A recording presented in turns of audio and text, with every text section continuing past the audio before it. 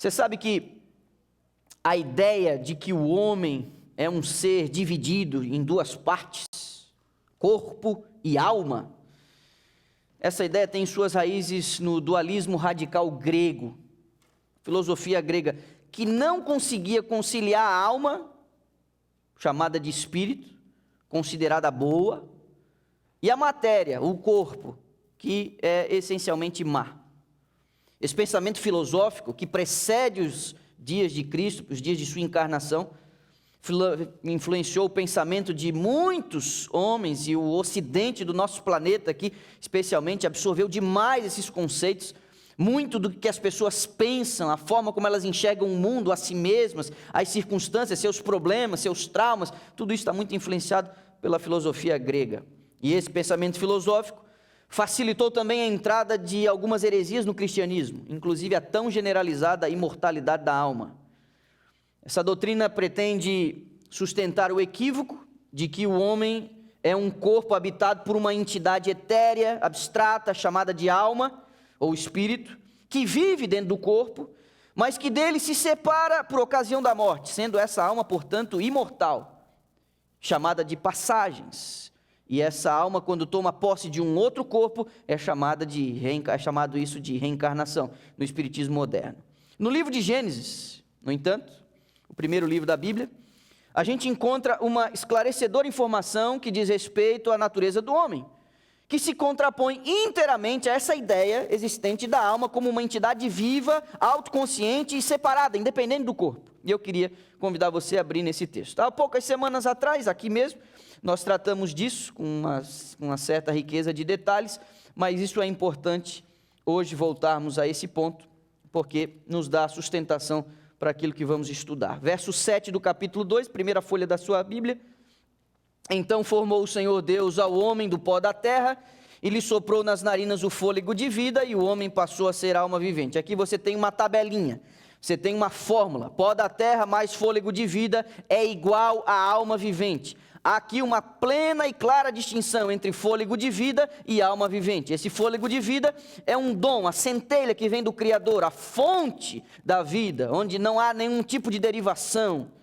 Fonte, vida original, não derivada. O homem é uma alma vivente e, como tal, ele pode morrer, como de fato ele morre mesmo.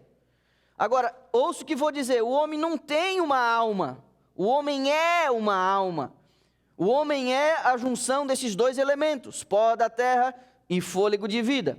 Vou pedir para você ir a Ezequiel capítulo 18, porque esse texto é bastante conclusivo em relação ao que de fato acontece com o pecador. Porque em vários e vários momentos diz que o salário do pecado é a morte, o homem vai morrer quando peca. Mas aqui está falando do indivíduo. Ezequiel 18 e o verso 20, a gente lê assim: a alma que pecar, essa morrerá. O filho não levará a iniquidade do pai, nem o pai a iniquidade do filho. A justiça do justo ficará sobre ele, e a perversidade do perverso cairá sobre ele. Aqui está dizendo nítida e claramente que a alma morre. E a alma que se trata aqui não é um elemento separado do corpo, é o próprio indivíduo. É o filho que é tratado aqui na sequência do verso. O que morre quando uma pessoa morre não é o seu corpo, é ele mesmo, a soma do corpo e do fôlego de vida. Essa junção das duas coisas, isso é claro. Formado da terra, recebendo de Deus a centelha de vida, feito à imagem de Deus com a capacidade de amar, pensar, escolher, torna-se óbvio verificar que o homem original era muito mais do que uma linda escultura divina. Ele era um ser completo e perfeito, com uma dimensão física, mental e espiritual. Se o homem é um ser de natureza única e indivisível, a sua salvação não é apenas uma questão de ordem espiritual, sem qualquer relação com a dimensão física. Salvar a alma, então, sem qualquer preocupação com a integridade física, que é o corpo, definitivamente não é uma doutrina que possa ser encontrada na Bíblia. Ao contrário, Romanos capítulo 12, vou pedir para você ir lá, versos 1 e 2, um texto também muito explorado e muito conhecido. Pois bem, o apóstolo Paulo aqui nos ensina enfaticamente a salvação integral do homem nas suas 3 dimensões. E eu vou pedir a sua atenção, porque nós podemos encontrar aqui nos versos 1 e 2 esses 3 elementos. Rogo-vos, pois, irmãos, pelas misericórdias de Deus, que apresentei, o que diz a tua Bíblia? Os vossos corpos, essa é a dimensão física, por sacrifício vivo, santo e agradável a Deus, que é o vosso culto. Culto tem que ver com dimensão espiritual. Esse culto é racional. E não vos conformeis com este século, mas transformai-vos pela renovação da vossa mente. Isso é a dimensão intelectual. Deus está interessado na salvação do nosso corpo, Deus está interessado no nosso corpo, Deus está interessado na nossa saúde e na salvação da gente como um todo, na sua integralidade. 3 versos para a gente entender que a salvação, ela envolve a gente, o nosso corpo, a nossa saúde. Vamos lá? João 3,16, essa você não precisa ir lá? Deus amou o mundo de tal maneira que deu o seu único filho, para que todo aquele que nele crê não pereça, mas tenha vida eterna. Esse texto indica que Deus está interessado na nossa salvação. Vamos ao segundo texto, aí em Romanos, vira 2 páginas para trás, capítulo 8, o verso é o 11. Olha o que diz a Escritura: se habita em vós o Espírito daquele que ressuscitou a Jesus dentre os mortos, esse mesmo que ressuscitou a Cristo Jesus dentre os mortos, vivificará também, o que diz a tua Bíblia? O vosso corpo mortal, por meio do seu Espírito que em vós habita. Ou seja, Deus está interessado no nosso corpo. Terceiro texto, esse você também conhece, muito familiar a todos nós, Provérbios 17, 22, o coração alegre é bom remédio, mas o espírito abatido faz secar os. Deus está interessado na sua salvação, no seu corpo e na sua saúde. Enganam-se aqueles que pensam não se encontrar na Bíblia uma doutrina sobre a saúde. Existe na Bíblia várias dezenas de textos que se referem diretamente a esse tema. O Senhor não está apenas preocupado com a nossa condição espiritual. Ele sabe muito bem que se alguém estiver doente no corpo, tanto na sua mente quanto o seu espírito também serão afetados. Essa, quem sabe, seja uma das razões pelas quais Jesus gastou tanto tempo manifestando simpatia em tentar curar as pessoas de suas moléstias. Mais do que isso, a doença afeta a nossa vida em todos os sentidos. Não só no aspecto físico, porque ninguém gosta de sofrer, ninguém gosta de sentir dor, mas também nos afeta mentalmente e espiritualmente a doença. E afeta também os nossos aspectos sociais e econômicos. João fala de forma tão carinhosa a Gaio na sua 3ª carta. Se você for ali ao Apocalipse e voltar 2 folhas, você vai encontrar esse bilhete de João. É a 3ª carta. Não tem capítulos, porque é só um trecho só. A 3ª carta, ele parece indicar aqui uma preocupação, e isso fica evidente no verso 2 da sua 3ª epístola. Amado, ele diz, acima de tudo eu faço votos por tua prosperidade e, que diz aí? Saúde, assim como é próspera também a tua alma. Às vezes a gente absorvendo esse conceito de que tudo que é espiritual é bom e tudo que é material é ruim, às vezes a gente meio que quer criar uma ideia de que bom mesmo, e tudo que é bom é o espiritual. Mas, meu amigo, nós precisamos de dinheiro para pagar nossas contas, nós precisamos de energia para poder trabalhar, para ir para cá, para ir para lá. Porque eu e você, nós fazemos parte de um conjunto que não pode ser desassociado, corpo, mente e espírito. A vida física, a vida mental e a condição espiritual. Nessa saudação fica claro, saúde do corpo, saúde da alma, prosperidade, até nas questões de empreendimentos e na própria questão econômica, João aqui manifesta esse interesse. Então, o povo de Deus deve refletir a imagem de Deus não apenas nos aspectos espirituais, mas também no seu corpo e na sua mente. Em especial, o povo remanescente, com a missão peculiar de preparar o mundo para a volta de Cristo, tem o privilégio e a responsabilidade de chamar a atenção do mundo pelo testemunho de sua própria vida, glorificando a Deus, inclusive no corpo. Hoje pode ser que eu apresente a você aspectos um pouco diferentes do que normalmente a gente escuta em relação a esse assunto, mas eu vou pedir para você virar a página, chegando ao livro do Apocalipse, indo até o capítulo 14, onde está registrado a missão confiada à igreja no tempo do fim. Apocalipse capítulo 14, versos 6 e 7. Você deve conhecer esse texto. Vi outro anjo voando pelo meio do céu, tendo... O que ele tem? O que ele tem? Responde para mim. Ele tem um evangelho eterno. E esse evangelho é para fazer o quê? Para pregar aos que se assentam sobre a terra. Para uma meia dúzia de gente, para quem merece. Para quem que esse evangelho deve ser pregado? A cada nação, tribo, língua e povo. Isso é uma expressão para dizer ninguém de fora dessa pregação. Dizendo em grande voz. Essa é a mensagem, ó.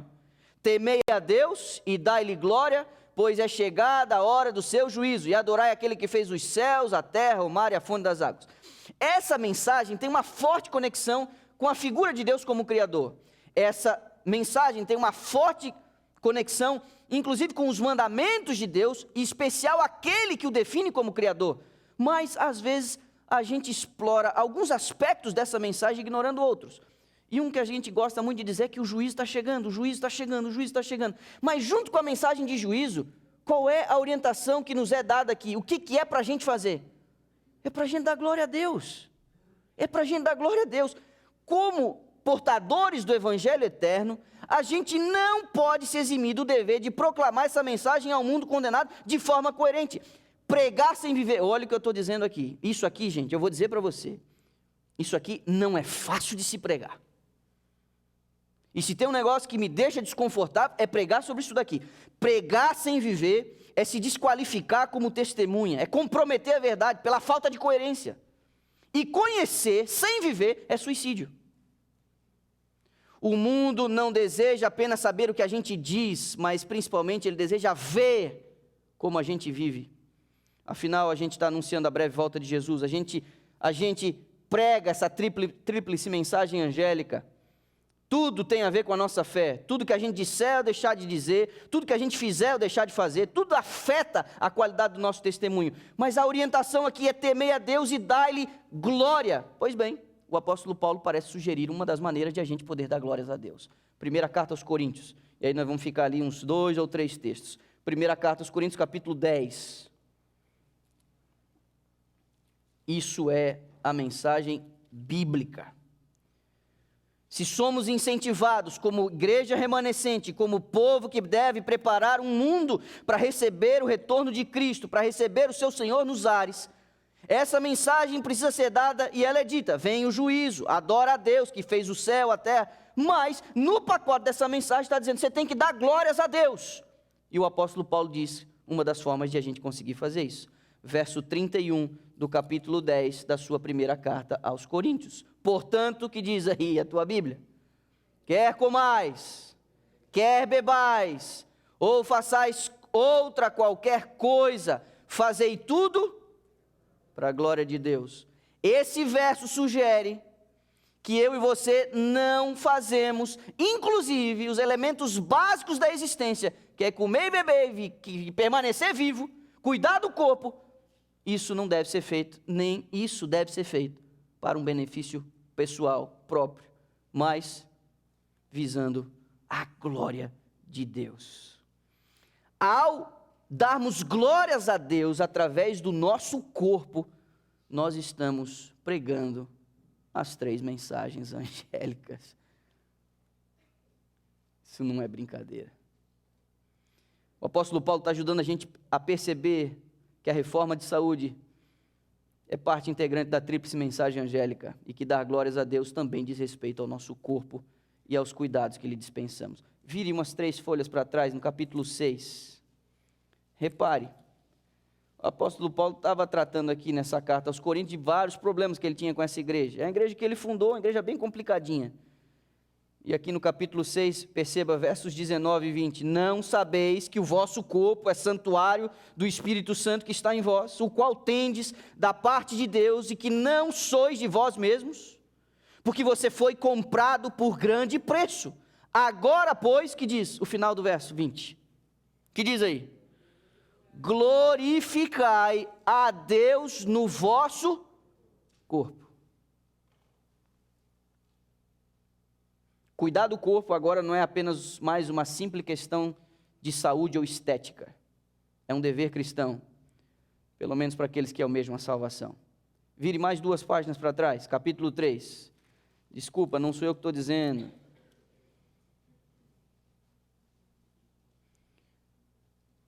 Quando eu entro em contato com essa mensagem, não consigo me imaginar de uma outra maneira que não Daniel naquela oração: a nós pertence o corar de vergonha.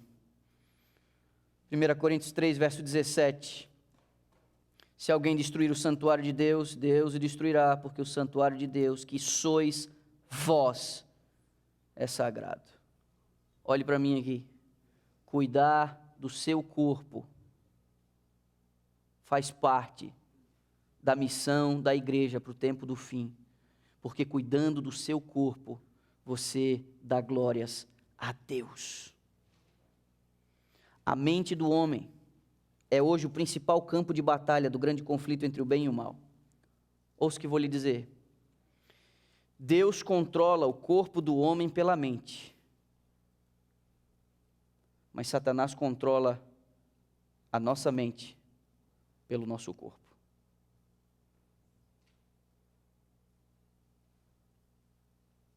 Um corpo enfraquecido, debilitado pelos maus hábitos, constantes transgressões à lei de saúde, torna-se uma presa fácil a Satanás. Um físico debilitado corresponde a uma mente debilitada. E uma mente debilitada representa uma porta aberta para o diabo, uma via livre para os seus assédios. É o nosso dever evitar a doença e promover a saúde. Essa não é uma questão de bem-estar físico e mental, mas sobretudo espiritual. É uma questão de vida, inclusive na dimensão eterna. As doenças, elas são consequências, não são consequências do mero acaso. Muitas vezes, elas são o próprio reflexo de um viver contrário aos conselhos de Deus. E chega então um momento em que o organismo se debilita, impossibilitando de se reconstituir, as doenças aparecem e destroem prematuramente o corpo. O inimigo nos leva primeiro à desobediência, para depois destruir o templo do Espírito Santo, que é o nosso corpo. Eu fiz aqui uma seleção de alguns textos, e eu queria que você acompanhasse comigo aqui. Eles podem nos ajudar, de alguma maneira, a gente reforçar o que tem sido dito até aqui. São palavras da voz profética aos adventistas no tempo do fim. Doença, sofrimento e morte são obras de um poder antagônico. Satanás é o destruidor, Deus o restaurador. O corpo, diz ela, é o único agente pela qual a mente e a alma se desenvolvem para a edificação do caráter. É o único grande, é o único agente, é o corpo. Daí o adversário das almas dirigir suas atenções para o enfraquecimento e a degradação das faculdades físicas. Enfraquecer o corpo, enfraquece a mente e você fica vulnerável aos seus ataques e sugestões. O pecado traz enfermidade e fraquezas físicas e espirituais. A moléstia nunca vem sem causa. O caminho é preparado e a doença convidada pela desconsideração para com as leis de saúde. A transgressão da lei física é transgressão da lei de Deus. Forte esse. Não é nenhum mistério que os habitantes da terra estejam sofrendo de enfermidade de toda espécie e tipo. É pelo fato de transgredirem a lei de Deus. Observe essa. A doença é um esforço da natureza para libertar o organismo de condições resultantes da violação das leis de saúde. É um recado. É a falta de ação harmoniosa do organismo humano que produz enfermidades. E por fim, esse aqui. Muitos agem como se saúde e enfermidade fossem coisas inteiramente independentes de sua conduta e inteiramente fora do seu controle. Não raciocinam da causa para o efeito, submetendo-se à debilidade e doença como uma mera casualidade. A alimentação é um fator básico, tanto na saúde quanto na doença. Ter saúde ou ficar doente depende em grande medida daquilo que a gente come. Agora, a ciência tem demonstrado hoje que o melhor regime para a manutenção da saúde e a prevenção de doenças é a alimentação mais natural possível. O regime que Deus nos deixou no Éden, que há mais de um século vem sendo confirmado pelos conselhos inspirados. E permitam mais 2 aqui. Nosso corpo é formado pela comida que ingerimos. Você é aquilo que você come. Deve-se escolher o alimento que melhor proveja os elementos necessários para a edificação do organismo. Cereais, frutas, nozes, verduras constituem o regime dietético escolhido por nosso Criador. Estes alimentos, preparados da maneira mais simples e natural possível, são os mais saudáveis e nutritivos. Proporcionam uma força, uma resistência e vigor intelectual que não são promovidos por uma alimentação mais complexa e estimulante. É impossível aos que dão rédea solta ao apetite alcançar a perfeição cristã. E esse texto, você sabe, é utilizado para dar a ideia, e é uma grande bandeira daquilo que nós tratamos ontem aqui, e você sabe, e eu agora já sabemos, que quando esta expressão é utilizada de alcançar a perfeição cristã, tem que ver com o desenvolvimento dentro da nossa esfera. E você sabe que isso não é a ausência plena e absoluta vitória contra o pecado do ponto de vista moral. Isso que nós percebemos ontem. Agora, essa obra não deve ser responsabilidade ou privilégio de algum grupo, instituição ou classe da igreja, mas um dever de toda a igreja. Um dos meios mais eficazes que o Criador deixou, além da dieta, foi a confiança nele. É um dos remédios. Mas esse recurso não pode ser utilizado de qualquer maneira. A gente precisa se colocar numa relação correta com Deus.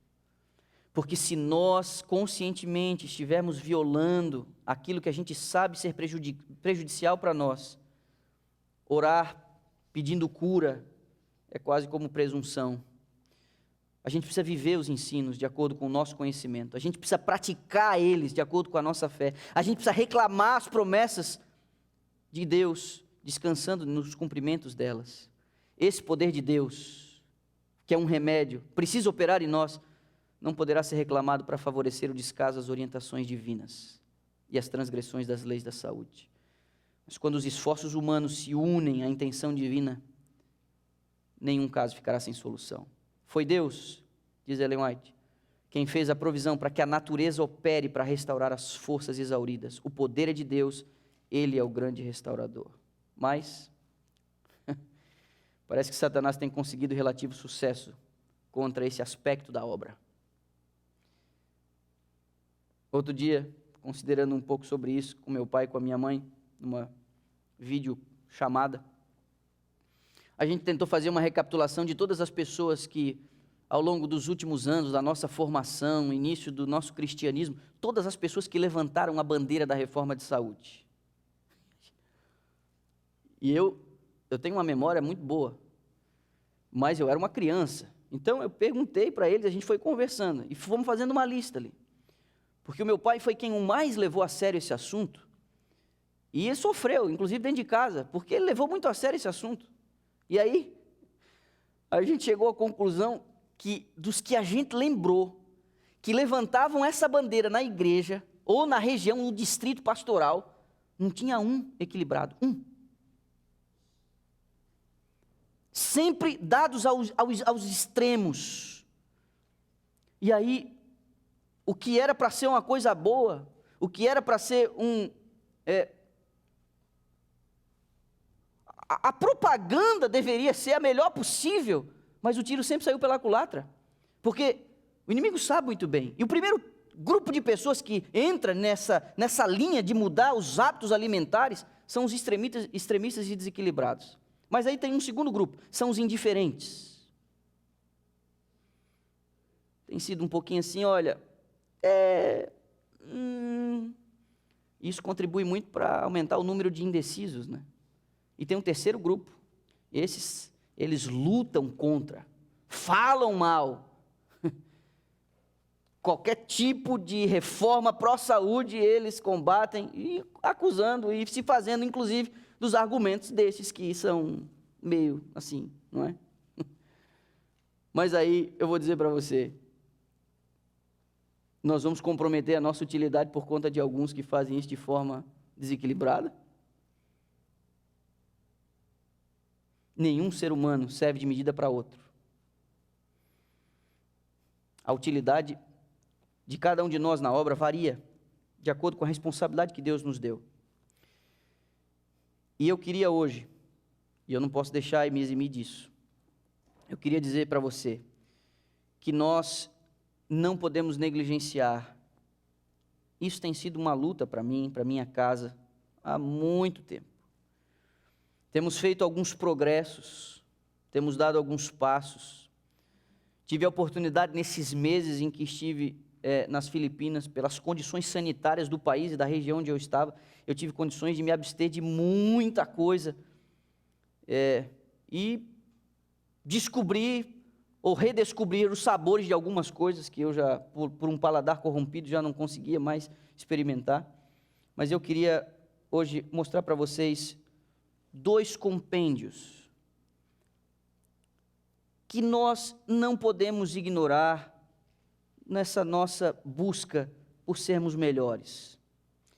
O primeiro é este livro aqui. Isso é o resultado de uma compilação. Muita informação, carta, manuscrito, conselho, foi colocado num livro. Chama-se Conselho sobre Saúde. Eu já não tenho o meu assim, físico, vendi quando deixei o Brasil, mas você tem aplicativos grátis que nos dão condição de acessar isso, inclusive por temas, você pode ir no índice e tudo mais. O segundo livro é esse aqui, chama-se Conselho sobre Regime Alimentar. Ele está meio partido aqui, mas pronto. Esses 2 livros poderiam e deveriam ser utilizados individualmente por cada um de nós, com humildade de coração, buscarmos as orientações para a gente entender o rumo que Deus quer dar para a nossa vida.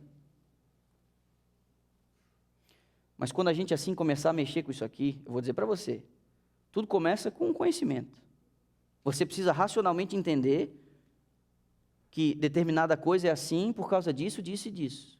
Essa teoria precisa ser absorvida. Ignorar o conselho não é muito inteligente. Ir ao conselho e começar a implantar as mudanças é sábio. Mas eu gostaria de fazer um alerta para você. Você precisa resistir à tentação de, quando começar a avançar nessa questão, não olhar para os outros julgando-os.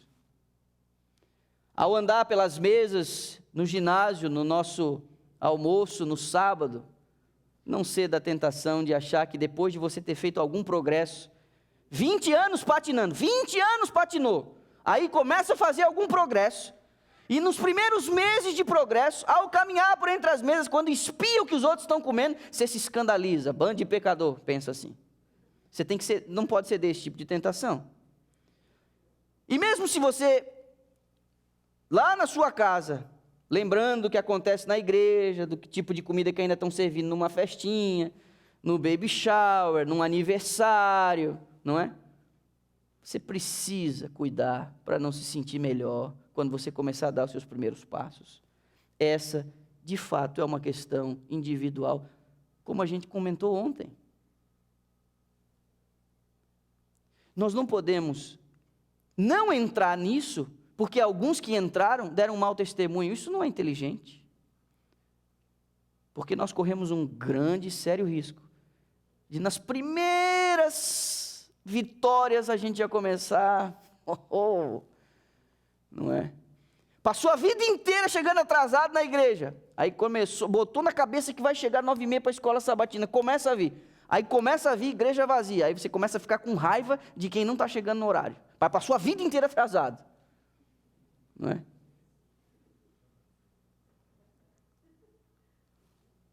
A gente é assim, miserável homem que somos. Pois bem, Mensagens Escolhidas, volume 2, página 284, a senhora White tem uns conselhos para quem começa a mexer com isso, e ela diz bem assim, ó, e aqui está trocado por arroz e feijão, os cuidados que você precisa ter, ao adotar a reforma de saúde, os cuidados que você precisa ter. Primeiro, apresentar a reforma de saúde sob o ponto de vista bíblico, cuidar para não ir a extremos na defesa da reforma pró-saúde, principalmente de forma abrupta, aos trancos e barrancos, e às vezes tentar mudar tudo de uma vez só e ao mesmo tempo, vai entrar em colapso. Não enxertar nessa reforma ideias particulares, nem convicções pessoais, transformando-as na voz de Deus, e tem gente que faz isso mesmo, chega a ser mais estrito do que... Não condenar os que não veem as coisas como nós as vemos. Página 284. Considerar que leva tempo para se educar pessoas em novos hábitos. Esses são os conselhos que nos foram oferecidos. Amigos, nós precisamos, nessa questão, combinar o humano com o divino. Combinar a fé com a ação. Combinar a palavra com os recursos da natureza. Combinar a obra médico-missionária com a proclamação do Evangelho. Porque elas não podem se desassociar. Essas são as nossas ordens. Essas são as nossas instruções. Ouça o que eu vou lhe dizer. A gente não faz isso por uma questão de status espiritual. Os que fazem para serem vistos pelos homens, estes já receberam a recompensa. A gente não faz isso por uma questão estética. O adorno pode ser mais do que aquilo que a gente pendura no corpo. A gente não faz isso por uma questão de mérito. A gente não pode transformar isso num novo tipo de penitência. Então por que a gente não opta pela reforma de saúde? Ou então, por que a gente opta pela reforma de saúde? Se não é por uma questão de status espiritual, se não é por uma questão estética, se não é por uma questão de mérito, para eu provar para Deus que eu sou muito esforçado nas coisas que Ele manda fazer, então por que a gente faz? Por uma questão de utilidade. E aqui vai o meu argumento. Aí alguém pode dizer, não, essa é uma questão de obediência, é lógico. Cuidar do corpo é uma lei, ficou claro aqui hoje. Mas eu queria que você pensasse no propósito pela qual Deus deu essa ordem. Por que Deus nos deu a ordem de a gente cuidar do corpo? E agora eu faço um parêntese. A reforma de saúde não envolve apenas a abstenção de coisas ruins, o uso de coisas boas, relacionados ao funcionamento dos meus órgãos, do meu corpo. Ouça o que eu vou lhe dizer aqui, pode ser que você nunca tenha ouvido falar sobre isso. A reforma de saúde envolve a sua mente.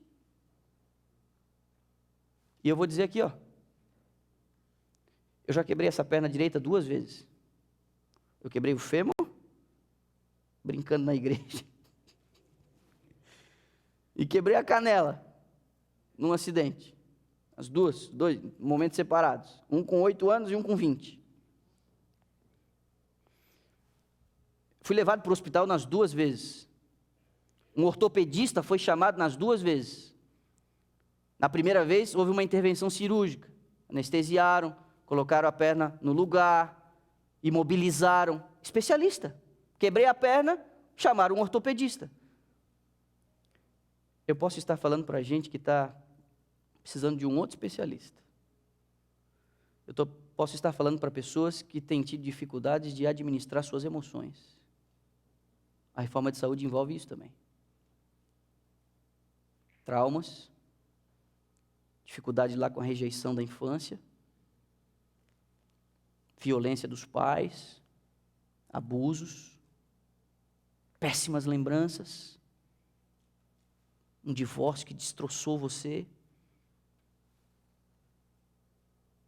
Eu não sei. Pode ser que isso esteja desequilibrando você. Reforma de saúde pode exigir que você busque um auxílio especializado para você cuidar da sua mente. Porque tanto o corpo que eu posso prejudicar com os meus maus hábitos, quanto uma herança horrorosa, baseada numa educação ruim, que eu herdei dos meus pais e da minha família, podem comprometer, inclusive, a minha vida espiritual. Para isso, quanto mais equilibrado e saudável você for, mais útil você se torna à causa. E quanto mais útil você for, maiores são as chances do Senhor ser glorificado através da sua vida. Eu já assisti vídeo, eu já assisti palestra. Quantas você já assistiu? Tivemos uma aqui em outubro. Ficamos bem aqui no ginásio, uns 3, 4 semanas nos almoços aqui.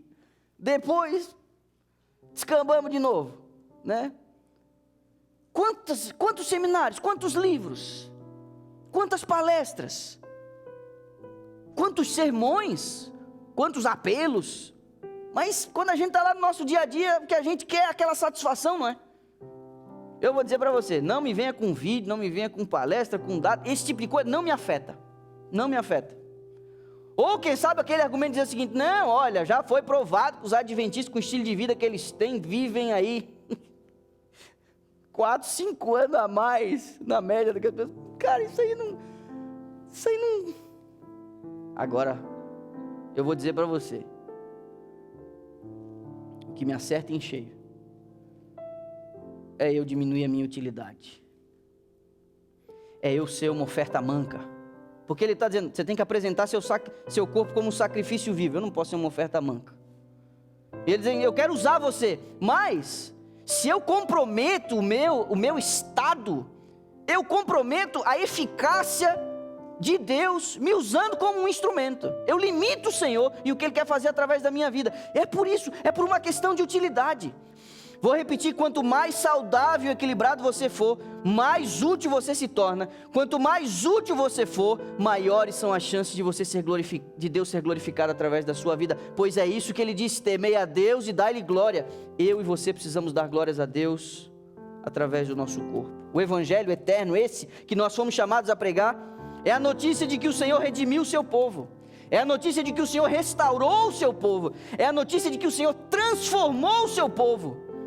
E antes que esse plano se complete, nós, na vida, nos mais variados aspectos da vida, nós provamos a eficácia do poder de Deus em nossa vida. O que o Evangelho consegue fazer, não só com a nossa mente, mas com o nosso corpo. Agora cuide, para você não defender a coisa certa, comprometendo a sua capacidade de amar. Não tente empurrar isso igual abaixo em ninguém. Quero terminar com esse texto. A força dominante do apetite demonstrar-se-á a ruína de milhares. Quando se houvessem triunfado nesse ponto, teriam tido força moral para ganhar a vitória sobre qualquer outra tentação de Satanás. Os que são escravos do apetite, no entanto, deixarão de aperfeiçoar o caráter cristão. Nós estamos considerando os estágios do crescimento cristão. A incessante transgressão do homem, através de 6.000 anos, tem trazido em resultado doença, dor e morte. E à medida que nos aproximamos do fim do tempo, a tentação do inimigo para ceder ao apetite será mais poderosa e difícil de vencer. Quantos, como eu, têm tido dificuldade em controlar seus desejos e vencer maus hábitos ligados ao estilo de vida? Quantos de vocês? Quantos de vocês não têm dado ao corpo o repouso merecido, dormindo muito tarde, não dando aquelas horas que precisam ser dadas para a restauração? Quantos de vocês têm reparado que estão muito irritados, pavio curto, qualquer coisa explode, qualquer coisa estoura? Às vezes com os filhos pequenos que estão à volta tentando chamar a atenção. Essa explosão, essa irritabilidade está diretamente ligada ao nosso estilo de vida. A falta de paciência, a falta de domínio sobre as emoções está diretamente ligado. Quantos de nós temos adormecido nosso metabolismo porque somos sedentários? A gente não existe uma atividade que vise colocar a máquina em funcionamento para lubrificar, para acelerar o metabolismo, para processar o alimento que todo, mesmo saudáveis, são tóxicos por natureza. Quantos de nós não temos tido a oportunidade de, nessa vida louca, correndo para lá e para cá, medindo e ganhando por horas? Nós não temos cuidado de nós mesmos, nós não temos respeitado os limites do corpo. Quantos de nós, e aí sim, não é? Temos errado na escolha dos alimentos. Fiz progressos, mas ainda não são suficientes. Eu preciso me humilhar diante de Deus aqui hoje à noite. Você quer se unir a mim? Porque o seu pastor está dizendo hoje aqui, sem nenhum pudor: eu tenho tanto a melhorar. Eu tenho tanto a melhorar. Eu não quero comprometer os planos de Deus na minha vida, porque eu estou seguindo vontades e desejos não santificados. Eu quero aumentar a minha utilidade para glorificar o autor da minha salvação. Se você é tipo eu, convido você a vir aqui à frente, nós vamos orar. Nós vamos orar.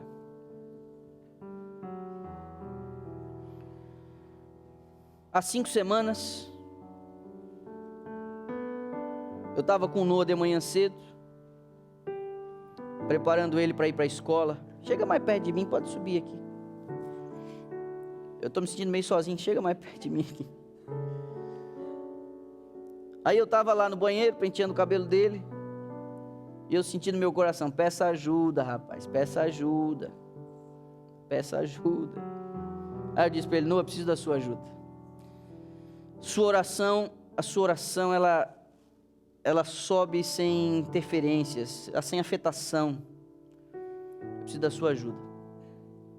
Preciso que você, lá na escola, quando você parar para orar, e quando você estiver fazendo sua oração, quando você acorda, quando você lembrar do papai, você peça para que o papai consiga parar de tomar essas bebidas sparkling. Está prejudicando meu corpo. A dose de açúcar é muito alta. Eu fui ali falando para ele, né? Ele me olhou assim, ó. Sério? Ok? Isso acho que foi numa quarta-feira. Sexta-feira teve capela na escola do Noah. E a Giane foi mais tarde para o trabalho e foi assistir a capela. Aí, por alguma razão lá, inundou a igreja, uma parte lá, eles não tiveram a capela, fizeram os cultos nas salas. A Giane fez ali o culto com as crianças na sala do Noah, foi divertido, né? E aí, na hora dos pedidos de oração, o meu filho disse assim, eu preciso orar pelo meu pai. Eu queria que vocês orassem pelo meu pai. E as crianças me conhecem, eu vivo lá, né? Joguei futebol com eles no período ali como voluntário, aquela coisa toda. E aí todo mundo assim, né? O pastor Damásio, né? Então, e eles meu pai precisa parar de beber a bebida sparkling. E aí, a Giane me contando, parecia assim, aquele cenário daquelas senhoras que vão no culto da quarta-feira e dizem, eu quero pedir aqui pro meu marido parar de beber, sabe como é que é? Vários de vocês sabem como é que é isso aí. Esse era o clima, diz a Giane para mim, né? Esse era o clima, uma coisa séria assim, né? E a gente tem que pedir ajuda. A gente tem que pedir ajuda. A gente tem que... Eu não estou aqui dizendo que quem bebe refrigerante não vai para o céu, não é isso que eu estou dizendo. Eu não quero diminuir a minha utilidade. E na minha saúde, no controle das minhas emoções, no domínio das minhas sensações, eu quero ter mais condições de, com a mente clara e com o espírito equilibrado, poder resolver questões relacionadas a você. Eu comprometo o meu serviço e a minha ministração na sua vida quando eu não faço direito. A minha pergunta é, o que você compromete ao não cuidar direito do seu corpo?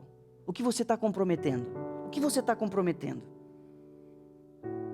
Volto a dizer, não é para a gente viver 4, 5 anos a mais do que a média das pessoas, não é uma questão estética, não é uma questão de status espiritual para a gente achar que está melhor, num outro nível de perfeição. Não.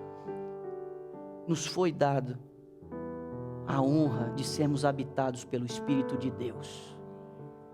Nos foi dado a honra de glorificarmos o Senhor no nosso corpo. Pois bem, nós vamos dar as mãos e vamos seguir juntos. Alguns num ritmo mais acelerado, outros menos. O que a gente não pode é parar, percebe? Parar não dá. Tipo assim, parar não dá. A gente vai. E como nós vimos ontem, que o nível de perfeição mesmo é a capacidade de amar, quando alguém cair, tropeçar, ou até não fizer direito, ou também nem está levando tão a sério isso, o que a gente vai fazer? Olhar com julgamento? Olhar com suspeita? Olhar com crítica? Não, meu irmão, isso não pode. Porque é preferível você ser um comilão e um beberrão, do que você levantar-se como um crítico e um agente para comprometer outros a entrarem nessa obra por um mau testemunho como esse. Vamos orar? Nosso Deus e Pai, temos considerado a necessidade de avançar na fé, e não podemos desconsiderar a mensagem bíblica de que o Senhor quer ser glorificado na nossa vida, e isso envolve o cuidado com o nosso corpo. O Senhor quer ser glorificado na nossa vida, e isso envolve o controle das nossas emoções. Por favor, Pai, nos ajuda a vencer. Se houve em nós aqui um desejozinho de mudança, é porque o Teu Espírito assim agiu no nosso coração. Esse mesmo Espírito que implanta dentro de nós a consciência e a necessidade da mudança, é o mesmo Espírito, segundo a promessa, que vai nos dar o poder para efetuar essa mudança. Não há força em nós, não há força em nós. Nos ajuda, Pai, nos ajuda e nos usa para a Tua glória, nos usa para a gente concluir a tarefa confiada à igreja, nos usa para vivermos coerente com a nossa fé, nos usa para amarmos os nossos irmãos, nos usa para cooperarmos com a nossa família, nos usa, Pai, para a Tua glória, exclusivamente para a Tua glória. Oramos em Jesus Cristo, o nosso Senhor e o nosso Salvador. Amém. Vou estar a saída para me despedir de você, mas antes